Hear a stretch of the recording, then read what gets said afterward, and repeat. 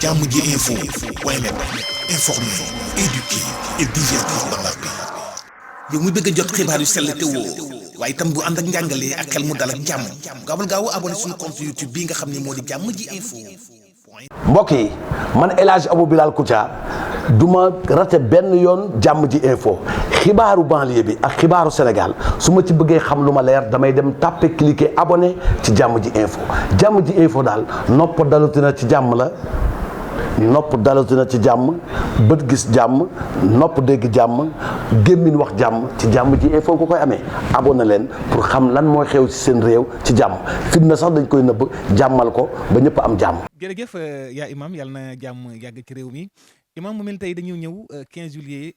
tey 2023 bi muy meeting bi nga xamante rek investiture bi nga xamante ni daanaka waa PASTEF ñu ngi ko bëggoon na amal ci stade Amadou Barry li ko waral rek mooy samp seen candidat bi nga xam ne moo di Ousmane Sonko ginnaaw si rek gouverneur bu Dakar tamit daal di gàntal li ni mel li ko waral na mooy trouble à l'ordre public bi ci boppam moom la bokk na ci li nga xam ne mooy waral li ni mel Ousmane Sonko nag génn na démb def déclaration xamal ne nag réew mi lu dul jàmm rek jàmm la ci gis ba tax na nee na nag waa partem ak ñeemeen mbooleem ñi ko xamante ne sopp nañ ko nañu delluwaat toog waaye nag du tey dem dañu jàppaat bés boo xamante ni dinañ amal seen meeting boobu waaye nag imam li ma bëgg a wax foofu mais nag daanaka boo gisee maanaam forcing dañ koy bëgg a xaw a ragal foofu ndax benn bi daanaka ba indi nañ wàllum jàmm nee nañ ñëpp toog waaye nag fi mu ko tëjee rek mooy concert de casserole ak takk band brassard rouge ngoon ngir waneen rek ni daanaka rek ni bégguñu ci daanaka rek li nga xamante ni njiit réew mi ngi koy doxalee imam bi ñu dollee ba fii tey gàntal nañ ko woote nañ jàmm beneen bi nee na kenn mënu leen ko teree def imam loolu géegu bi muy dem est-ce que dal na xel. waa xam nga dafa am bés sa naataango Ndeye Fatou Ndiaye Walfadjri daal di organiser benn plateau ci ponk boobu daal di ma ci boole man ak Simon Kouka bu Y'en a marre waaye benn studio extérieur la ñu ngi ko defee ci keppaaru monument de l'Obélisque et mu ne ma Jamra noo leen gisee combat wu Y'en a marre parce que société civile ngeen nekk ñoom itam société civile la ñu ne ma ne d'abord maa ngi fab sama encouragement di ko teg ci loxo jëmm ji ma bokkal plateau di Simon Kouka pour que mu joxal ma ko ñi si des ñëpp ñoom in Thiat bu Y'en a marre ñoom in Fou Malade Kilifeu et cetera alors ma ne ko pour tontu sa laaj Y'en a marre Jamra mënul lu dul am nu mu tudd gisin bu rafet ci seen taxawaay ci réew mi parce que dañu nekk dans une démocratie te xam nga démocratie li koy doxal mooy dañu war a moytu système de pensée unique maanaam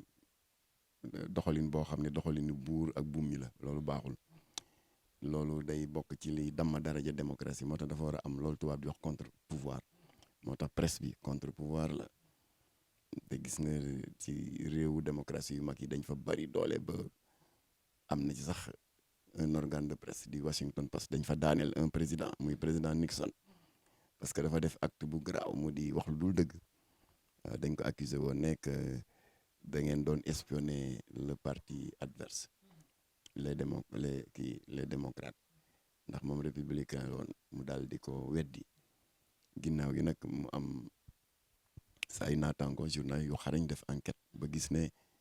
sant na woon ñu posé fa ay micro ci seen i salle de réunion nga loolu c'est déloyal sa adversaire politique fa muy toog di nasa ko nocci di réunion nga fexe ba espionné ko ba def fa ay micro kon kooku journaliste yooyu gëstu ba génne loolu fa la yalwaanu président Nixon dal di këppoo alors ba mujj gi loolu ñuy wax procédure impeachment daal di ko dab mujj gi ñu dàq ko te mandaam jeexul journaliste ko liggéey contre pouvoir la ni mu amee contre pouvoir ci wàllu média noonu la am contre pouvoir ci wàllu société civile kon lii Y'en a marre di def lii Jamra di def lii waa ndem si yàlla si professeur Malick Ndiaye cellule initiative stratégie di def cellule des intellectuels du Sénégal plutôt yooyu yëpp acte de contre pouvoir la dafa baax ci état parce que état ay nit rek lañu dañuy fàtte di juum kon foog mu am ñu taxaw ñoo xam ne bokkuñu ci ñoom bokkuñu feneen di leen gàgganti. alors ma ne Ndeye Khady Ndiaye nag sa tontu si sa laaj mooy loolu kon lii Y'en a marre di def man dama koy encourager na yaatu gën a bari ma ne waaye nag le seul reproche bi ma leen di def te mooy tontu ci sa laaj bi ci wàllu investiture bi ñu ne du am ba pare ñoom ñu jël ko remplacer ko ak casserole yeeg bandeau rouge yi alors ma daal di ne Kouka Simon seen combat lu muy légitime dafa am benn point boo xam ne ñun Jamra dañu bëggoon ngeen def si tuuti taxaw seetlu mu ne ma loolan la ma ne dama seetlu ne yéen da ngeen tàmm boo leen bëggee def benn marche wala benn sitting wala nangam ne nii lañ ko bëgg a defee ngeen daal di déposer seen bataaxal pas pour tàggu ak ñaan permission parce que dans une démocratie où le droit à la marche est consacré par la constitution amul tàggoo article 10 moo ne chaque citoyen a le droit d'exprimer librement son opinion par la parole, par la plume, par l'image, par la marche pacifique, pourvu que l'expression de ces opinions ne porte pas atteinte à l'ordre public et à l'honorabilité d'autrui. waaye nag nee na que l'expression de ces libertés est soumise au régime de la déclaration préalable maanaam da ngay yëgal autorité préfectorale mooy déclaration préalable ma ne yéen nag Y'en a marre li ma bëggoon ngeen seetlu ko mooy yéen boo leen defee seen déclaration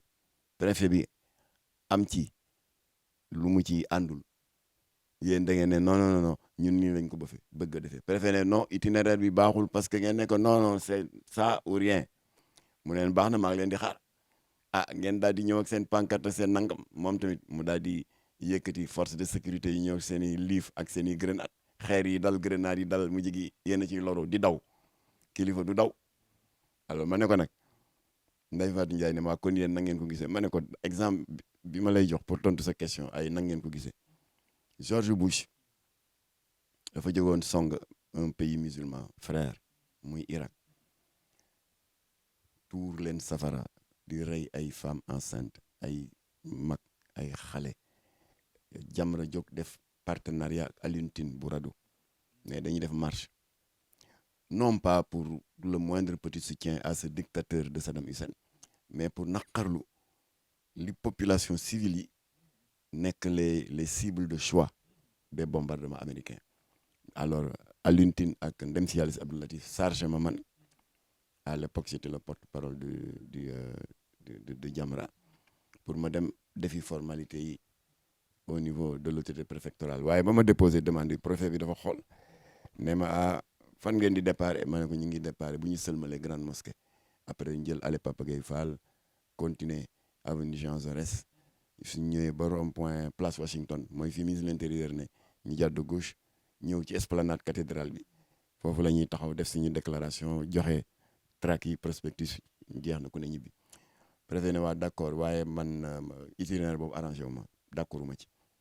xam nga mënoon naa gedd ma ne ko lu tax d'accord mu ne ma parce que boo leen ñëwee ba place Washington wër rond-point bi pour jeexalee ko cathédrale mais à droite à 100 mètres ambassade États-Unis mu nga fa te yéen li ngeen di def c'est contre le bombardement américain kon parmi vous wala ñoo xam ne sax dañ leen infiltrer mën nañ jékki rek détaché wu daw à 100 mètres di sànni xeer ci ambassade bi wala leneen naka su dul noonu te bu boobaa vous serez responsable ma ne kon kii li mu wax parce que moom moo yore affaire sécurité ñun xamuñu sécurité dara ma ne ko d'accord kon monsieur le préfet qu'est-ce que vous nous proposez mu ne ma bon li ma proposé mooy boo leen jógee allée grande mosquée jël leen allée Papa Gueye Fall ba jeexal ko au lieu ngeen tàllal jëm Jean Jaurès jàdd leen immédiatement droite avenue Faidherbe ngeen continuer Faidherbe ba gaar ba foofu nga xam ne am na esplanade ngeen def seen déclaration joxe seen tract ma ne ko signal ma mu signal ma ñu dem defi suñu marche parce que objectif bu marche mooy ak say banderole ak say pancarte mooy jàllale message médias yi ñëw caméra yi di la topp mooy nga am couverture médiatique soo eggee def sa déclaration gën a baamtuwaat message c'est ça l'objectif d'une marche ma ne ko nag yéen nag boole bu préfet ne non lii ngeen ne ko non laa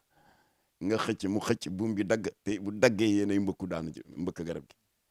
alors kon nag su waa Pastef ne dañuy def investiture dëkk bi yëpp nekk en haleine ndax dañuy jógee ci ay fitna yoo xam ne ay bakkan rot na ci waaw kon su ma déggee ne Ousmane Sonko nee na fomm nañ ko mais mënuma dul rafetlu ko ndax loolu du yàq dara mën nga fomm dara ça veut pas dire que da nga ko bàyyi waaye nga fomm ko ba jëmi jamono voilà léegi nag remplacé na ko par casserole yeeg banderole yi casserole yi moom awma ci xam-xam waaye banderole yi d'abord banderole yi damay rendre hommage le président Abdoulaye Wade parce que moo ko fi indi fii ci Sénégal en 2000 defe naa 2005 2006 fekk Abdoulaye yàggul ci nguur gi waaye grève yi commencé woon di takkarnaase délestage yeeg bras de fer syndicat état ci wàllu njàng meeg jàngale mi et cetera kon amul ku yore nguur te doo jànkonteeg loolu waaye Abdoulaye Wade ndeysaan bi am bés mu recevoir ñu ñun la conférence des leaders de la mouvance présidentielle jamono boobu ñun suñu benn bokk yaakaar mu ngi tuddoon CAP 21 convergence des actions autour du président de la République pour le 21e siècle Iba Der Thiam yàlla na ko yàlla yërëm nekk coordonnateur bi man ma nekk le porte-parole alors Abdoulaye Wade déploré dégâts yi grève bi jur daal di ne j'ai fait un voyage au Japon récemment et il y avait une grève générale dans des secteurs clés de l'économie japonaise, le transport, les métros, l'enseignement, etc. J'avais entendu, comme tout le monde, le communiqué des syndicats la veille. Et le lendemain, je m'attendais à ce que tout le pays soit paralysé. Mais j'ai fait un tour dans les artères des grandes villes, dans l'administration, tout marchait, les gens travaillaient. Le seul signe distinctif indiquant qu'ils sont en grève, c'est que tous les fonctionnaires avaient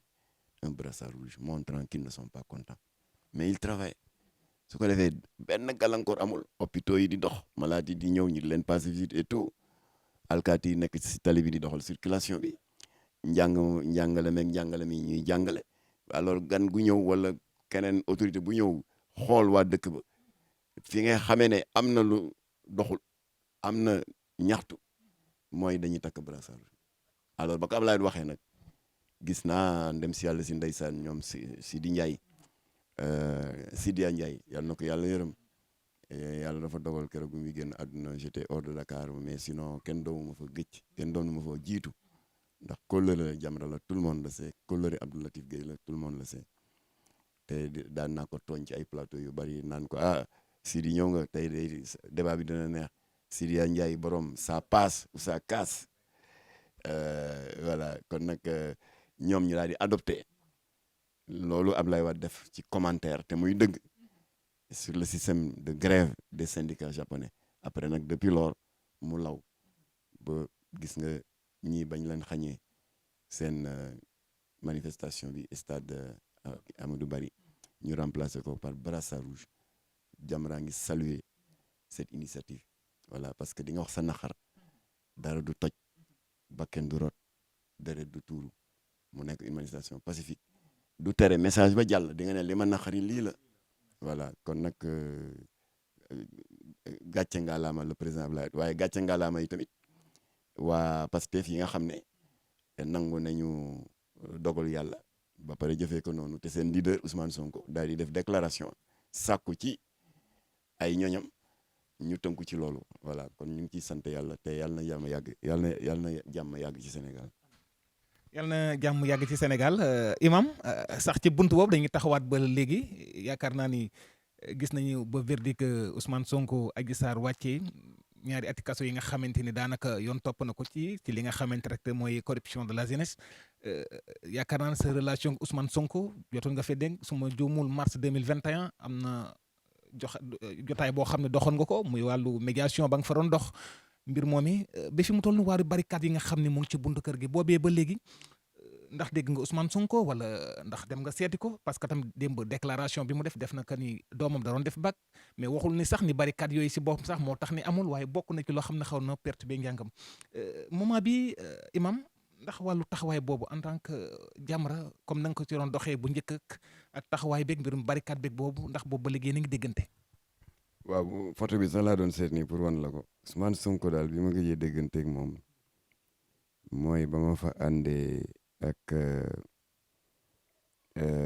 le doyen Abbé Jacques Seck àndoon fa tamit ak le coordonnateur du collectif des imams de Guédiawaye di imam Youssou Sarr àndoon fa tamit ak imam Cheikh Tidiane Diop mu di un consultant religieux foofa ca Walfadjri ak yeneen kilifa yoo xam ne jàppatuma seen tur Ousmane Sonko recevoir woon ñu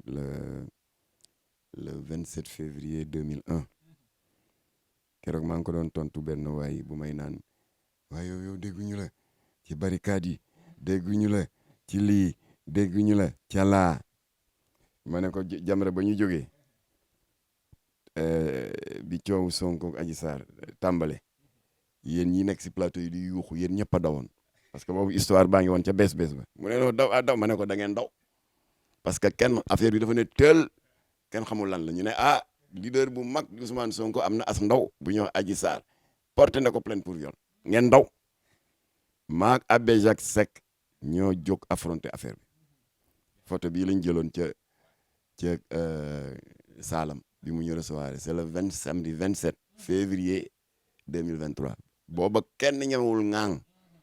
waaw ñun ñoo dem seeti ko nag tëjoog moom de 16h à 17h30 je pense waxtaan wu yiw entre compatriotes yu ittewoo jàmmu réew mi alors jamono boobu y avait qu'un seul blessé mu di Boubacar Ba bu Bignona benn manifestation rek xam naa ñu gaañ ko gaañ bu metti ba docteur yi ne daal kii loxo bi dañ koy amputé alors ba ma paree ak Ousmane Sonko ñu ne léegi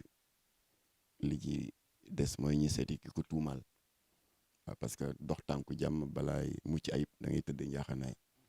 waaye ba ma waxee ne ki ko tuumaal say naataango ñoom yaa Moussa bu Seneweb ak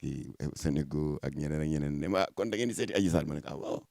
Sonko dafa ëpp droit Adji Sarr Adji Sarr tam dafa ëpp ay droit Sonko ay doomi réew mi lañ fantasiro am na seen biir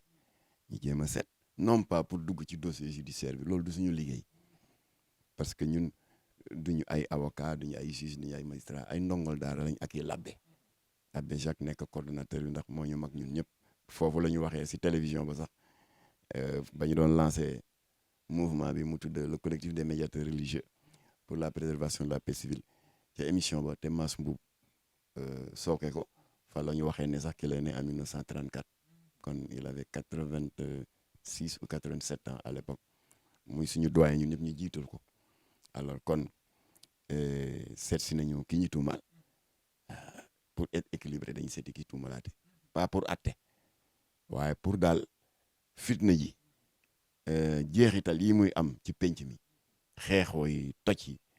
ñu seet loolu nuñ koy saafaraal loolu moo ñu tax a jóg waaye bu kenn wax ne dañu jóg pour remplacer juge yi et je le disais à l'attention de mon frère maître El Hadj Diouf waaw bi qui était contre la médiation bref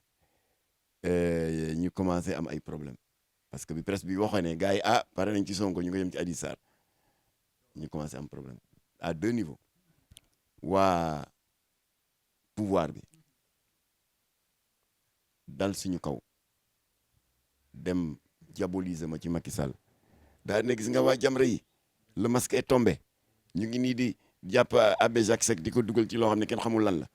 parce que Jamra ngi nii feeñ nañu nag c'est des pro Sonko cachés loolu daj naa ko waa kër Sonko itam dal suñu kaw surtout dans les réseaux sociaux waa yow pa Jamra bi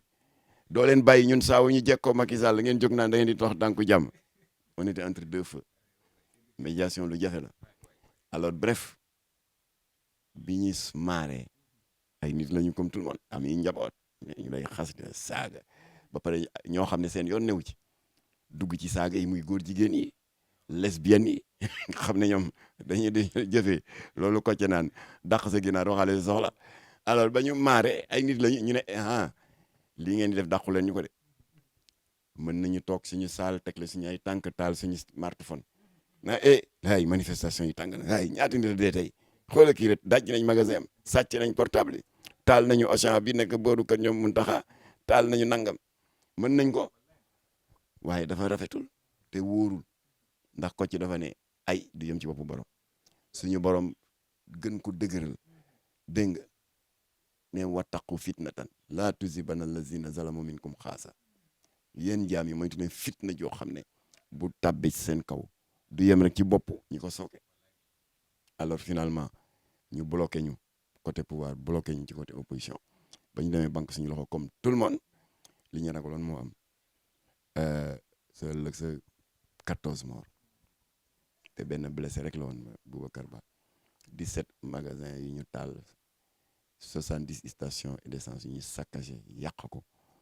Croix-Rouge recensé 590 blessés ñii ñu luqi seen bët ñii làggi nañ ñii ñu damm seeni faar ñii am ay handicap à vie te mënoon na ñàkk ndax wala nga wax ne ay nu mu gën a gàtte ci la gëne tubaab ne les plus grandes guerres se terminent toujours autour d'une table de négociation voilà kon ñun boobu lañ jógoon boobu ñii di coow tey kenn ngaangul te le moment le plus difficile alors léegi nag ay wi jolliwaat te jot naa fi ay proposition yu bari pour ñu reprendre la médiation maa ngi sant bu baax xutbakat bu mag ba ca Touba Kéré di Serigne Mor Mbaye woo na ma moom tamit doon wax lu demee noonu ak imam Moustapha Diop di rakku imam Massamba Diop bu Jamra sans compter l'imam ratib bu Wakam te jiite kuréel boobu ñu naan duha minal kitaabi wa sunnati ak tamit imam ratib bu Tëngéej jiite ONG bi ñuy wax Daaral Quran wal Ihsan di imam Aliou Dia bari na ñu ma woowoon voilà ba yàlla dogal dëkk bi xaw na am tuuti dal parce que ku ne dem nga ci sa ruq am yooyu dox dëkk bi am na tuuti dal léegi nag lu doon sa laaj sax léegi. waaw muy barricade yi nga xam ni def nañ ko waaye Sonko tam dégg nga ci génn bi démb daanaka njàngam doomam ak yooyu yëpp. nañu barricade bi ci buntu ay kër Sonko voilà moo ci des pour ñu bàyyi ko muy dem ak di dikk keroog ba ñuy gëstu ñun Jamra pour xam lu waral barricade yi parce que ñun duñu ay nitu yoon ay ndongol daara lañ ñu dégg ne Ndeye Mbili muy ministre de la justice Ismaïla Madior Fall